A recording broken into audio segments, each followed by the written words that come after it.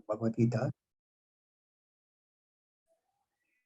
Today we are discussing from Bhagavad Gita as it is, chapter 9, text 3.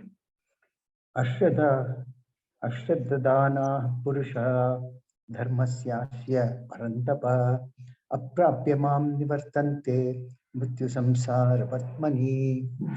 Translation says, those who are not faithful in this devotional service cannot attain me, O conqueror of enemies. Therefore, they return to the path of birth and death in this material world. Om Ajnana Shalakayam Chakshutmitamena Tasmai Shri Gurave Namaha. Jai Shri Krishna Chaitanya Prabhu Nityananda Shri Advaita Gadadhara Shivasadi Gaura Bhaktam Hare Krishna Krishna Krishna Hare Hare Hare Rama Ram Ram Hare Hare.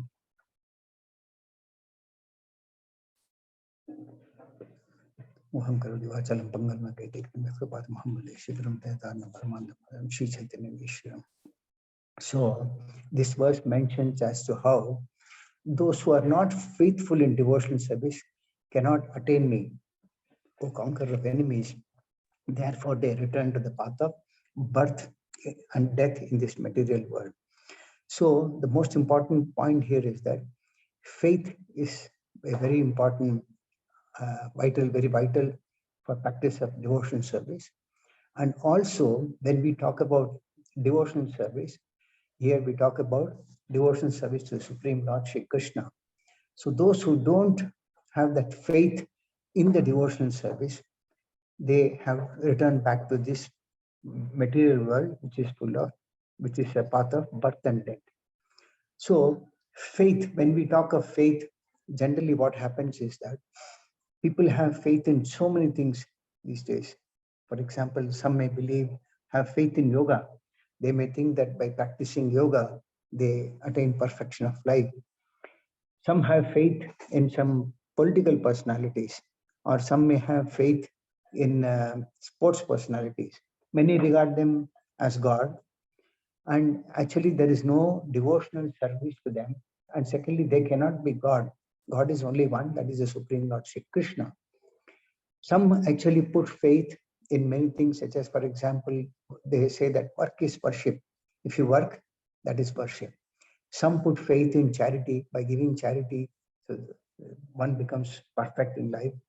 But all of these, what happens is that over a period of time, they lose this faith on these personalities because all of them leave this material world sometime or the other.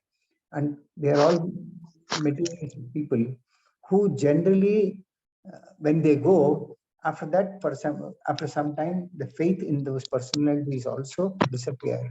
So such persons, who have faith in these personalities, they gradually tend to fall down in this material world, which is full of birth and death. But how to develop faith is that one should actually use his intelligence, little bit of intelligence, if one can understand that whatever is happening in his life, it is not on one's own capability or ability, but rather there is some superior power which is permitting, which is also observing and sanctioning also. And that is none other than the Paramatma who is seated in everyone's heart. And this Paramatma feature of the heart is present in all the living beings, whether it be a human being or a tiger or a bird or even a fly. One simple example that is given is that the Lord can put in a tamarind tree, if you take one tamarind, there are so many seeds in that. And the n number of tamarinds in one tree. And this thing has got many seeds in that.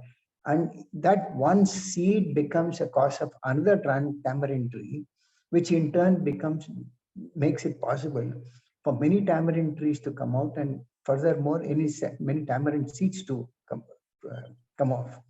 So if you use this simple example, it is definitely natural that there is superior living entity who is sanctioning and permitting this, and it is not in our capacity or capability to create a tamarind tree of our own.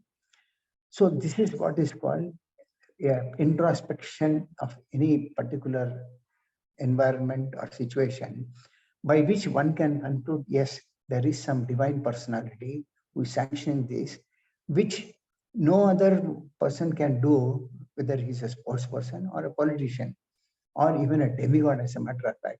It is only by the sanction of the Supreme Lord on whom one has to place his faith on. And this faith actually comes from the faith in the personality of Godhead himself. That is called the real faith. Why? Because Krishna is perfect and he speaks perfect philosophy. And so faith and Krishna and his philosophy is the perfect faith, which is called a transcendental faith. So this faith can be achieved only by association of devotees. It's mentioned in the Shastras that faith is a complete conviction that by serving the Supreme Lord Shri Krishna, one can achieve all perfection, which is called the real faith. So one can achieve this faith by rendering service to the personality of Godhead. Now, how to get this? Only by association of pure devotees of the Lord. Some examples are given as to how faith builds up and how devotees are firmly fixed. Example is given the Pandavas itself. They were banished by Duryodhana and they were forced to live incognito in the forest, where no one could trace out even where they were staying. So at that time, Narad Muni, he met Lord Krishna and he asked Lord Krishna, how is it that although you are the supreme personality of Godhead and such a powerful person, by making friendship with you, these Pandavas have lost everything. They have become bereft of their legitimate right to the kingdom. They are living in the forest incognito. Sometimes they must work as ordinary laborers, and so much of turmoil that they are going through. But still, in spite of all these difficult circumstances, they have taken shelter of your lotus feet. So these symptoms are something that can be seen only in the pure devotees of the Lord. The point is that in spite of all these situations, circumstances, the Pandavas never lost the faith in the Supreme Personality of Godhead. And they took all these as a mercy of the Lord. Though there were so many tumbling blocks, they took it as a blessings of the Lord. Similarly, devotees also face stumbling blocks. But what happens is that those who are fixed in devotional service to the Lord, their faith is never deterred. On the other hand, what happens is that their faith becomes much more stronger. So one should have a firm conviction. One should execute the order of the Lord, which is another definition for faith. And one who has that faith by simply rendering devotional service to the Lord Krishna, then automatically he has performed everything else, every other worship, every other thing in this material world. Whether it is just like watering the root of the tree, reaches the water to all the branches and all the leaves. Similarly, when one has that faith in the Supreme Personality of Godhead, it is perfect, complete perfection and complete faith, which will result in one achieving perfection of life. The Lord also states in one of the distinct Shastra, in Shastra there is a very nice sloka which says, Yasya deve parabhaktir yata deve tatha gurav tasyaite katita vyartho pakashante mahatmanav. It says, only unto those great souls who have implicit faith in both the Lord and the spiritual master are all the imports of Vedic knowledge automatically revealed. So the point is that when one comes to in the association of devotees, then what happens is that one gets an opportunity of hearing Bhagavad Gita and Srimad Bhagavatam, which is very essential to develop faith. So when one develops this faith, then automatically whatever the revealed scriptures are given, they are all revealed to the person who develops that faith. And when one has that faith, then further what happens is that his faith becomes fixed and he is firmly fixed in Krishna consciousness. And such a person, he does not fall down. But the Lord is so merciful.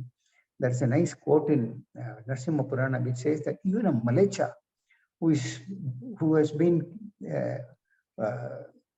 is being killed by the tusk of a boar, but in the process of his dying or distress, he calls out Ha Rama, Ha Rama. He also achieves perfection. Then what to speak of those who chant the holy name with veneration and faith? So that means if the holy name can deliver an abominable person like a Malecha who is always indulged in killing animals, what to speak of one who just recites the name of, calls out the name of Lord Rama? He can achieve perfection of life. That is the power of the devotional service, which begins with chanting of the holy name, which also has to begin with associating with devotees. Because when you associate with devotees, then you start hearing the importance of the holy name, and then you start realizing the effect of chanting the holy name, and then gradually your faith keeps on building.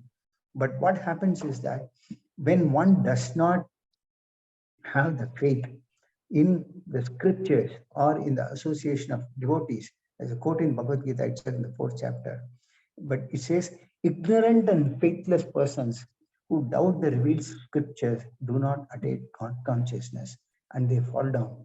So when somebody becomes ignorant or he does not have faith in the revealed scriptures, then he does not attain this Krishna consciousness. They fall down.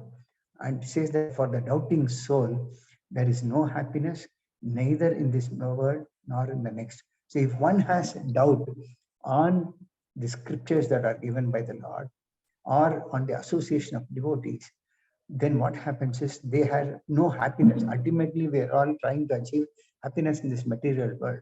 But such doubting souls, there is no happiness either in this world or even in the next world. That means irrespective of wherever they go, whether to heavenly planets or hellish planets, there is no place for happiness in their mind. But one who, on the other hand, acts in devotional service, their doubts become already destroyed by knowledge. So when you render service and associate and hear Bhagavad Gita and Srimad Bhagavatam, then what happens is that you develop transcendental knowledge by which all your doubts are destroyed. So such a person is free from all the reactions of his karma. Also, when one who follows the instructions of the Lord, given by the Lord as it is in Bhagavad Gita, he becomes also free from all the doubts by the grace of the transcendental knowledge. So when one hears Bhagavad Gita or Srimad Bhagavatam, the association of devotees, he starts understanding the essence of Vedic scripture. Then his doubts also become clear. And when his doubts are clear, then he becomes firmly fixed in the Lord by the grace of the transcendental knowledge. The Lord himself says that Sadhu Sangha, Sarva Shastra Kaya. The verdict of all the revealed scriptures is that even by a moment's association with a pure devotee, one can attain all the successes. As per this actually calculation, for a moment means 1/11th of a second. That means if one gets association of a pure devotee, even for 1/11th of a second, then he can attain all success in life. An example is given about Sri Narad Muni Vyasa, where he tells Vyasadeva, is that in the association and by the mercy of great Vedantis, I could hear them describe the attractive activities of Lord Krishna, and thus attentively my taste for hearing of the personality of Godhead increased step by step and every step. That means Narad Muni says that he developed the taste for hearing the association of the Vedantis, or who are actually spiritualists or devotees of the Lord. When he heard them describe the attractive activities or pastimes of the Lord, and he started listening very attentively, and then he developed the taste for hearing further and further at every step. So thus we see that Narada Muni also became perfect, and the origin was by association with the spirit, transcendental personalities or devotees of the Lord. And then what he says that I became attached to those sages, and I was gentle in my behavior, and all my sins were eradicated in their service. So when one renders service to the devotees of the Lord, he becomes gentle in behavior also, and what gets develops attachment to these devotees.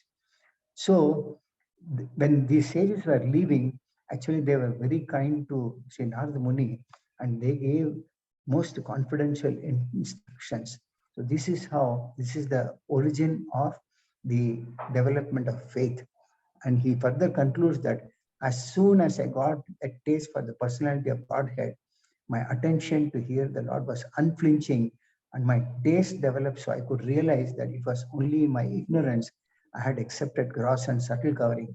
So what happens is that when he developed the taste for the hearing the pastimes of the Lord, Narad Muni felt that all the that had happened so far was that he was situated in the mode of ignorance, having a gross as well as subtle covering.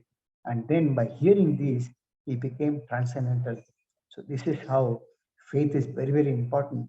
And those who are not faithful, either in devotional service or who are not faithful, who don't have faith in any of the scriptures, or who don't have faith in the pure devotees of the Lord, then what happens is that they return to the path of birth and death in this material world. So with this, I conclude the class for the day. Any of you have got any questions or any comments, I can take it for the next 1 minute.